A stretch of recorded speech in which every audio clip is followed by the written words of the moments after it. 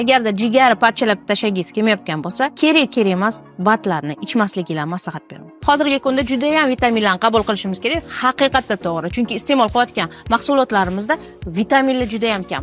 Hamma narsalarni yoki parnikda yoki искусственный narsalarda o'stirilyapti. Shuning uchun haqiqatda yeyotgan narsamizda vitamin kam. Lekin kerak emas bo'lgan batlarni har kuni 20 talab dorilarni iste'mol qilib, jigarni parchalashi kerak yo'q. Chunki oxirgi paytda bemorlarda jigar fermentlari juda ham baland chiqyapti.